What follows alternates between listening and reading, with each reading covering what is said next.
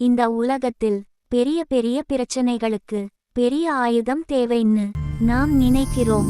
ஆனா ஒரு சின்ன மனசுல பிறக்கும் நம்பிக்கை தான் அதிக சக்தின்னு உங்களுக்கு தெரியுமா? இந்த கதை முருகன் ஒரு சிறுவனுக்கு கற்றுக் கொடுத்த வாழ்க்கை பாடம். ஒரு கிராமத்தில் ஏழ்மை நிறைந்த ஒரு சின்ன வீடு. அந்த வீட்டுல ஒரு சிறுவன் இருந்தான். அவன் பெயர் குமார். பள்ளியில் அவனை எல்லாரும் கிண்டல் பண்ணினாங்க. நீ வாழ்க்கையில ஒன்னும் ஆக மாட்ட என்று. அந்த வார்த்தைகள் அவன் மனசை ரொம்பவே காயப்படுத்தின. ஒரு நாள் குமார் அழுதுகிட்டே கிராமத்துக்கு வெளியே இருக்கிற முருகன் கோவிலுக்கு போனான். வேல் முன்பாக உட்கார்ந்து சொன்னான், முருகா, நான் நல்லவனா இருக்கேன், ஆனா என் வாழ்க்கை ஏன் இப்படி இருக்கு? அந்த நிமிஷம் காற்று மெதுவா வீசியது. மணியின் ஓசை கேட்டது. முருகன் அவன் முன்னாடி தோன்றினார்.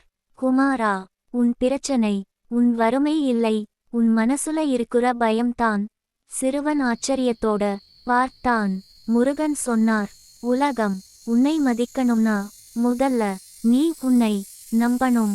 வேல் வெளியில இருக்கிற ஆயுதம் இல்லை, அது உன் மனசுல இருக்கிற துணிச்சல். அந்த வார்த்தைகள் குமாரின் மனசுக்குள்ள ஆழமா பதிந்தது. அடுத்த நாள் முதல் குமார் மாறினான். பயப்படல, முயற்சி விட்டுடல. படிப்பிலும் நல்லா முயற்சி, மக்களுக்கும் உதவி. மெதுவா அதே மக்கள்தான் அவனை பாராட்ட ஆரம்பிச்சாங்க. காலம் கடந்தது. குமார் அந்த கிராமத்துல முன்னுதாரணமாக மாறினான். அவன் சொன்ன ஒரே விஷயம் என் வாழ்க்கையை மாற்றியது. முருகன் சொன்ன ஒரு வார்த்தை தான். முருகன் சொல்றார், என்னை தேட மலையில வரணும்னு அவசியம் இல்லை. உன் மனசுல நம்பிக்கை இருந்தா நானே உன் கூடத்தான். இந்த கதை நமக்கு சொல்லும் பாடம் நம்பிக்கைத்தான் மிக பெரிய சக்தி. முருகா சரணம்.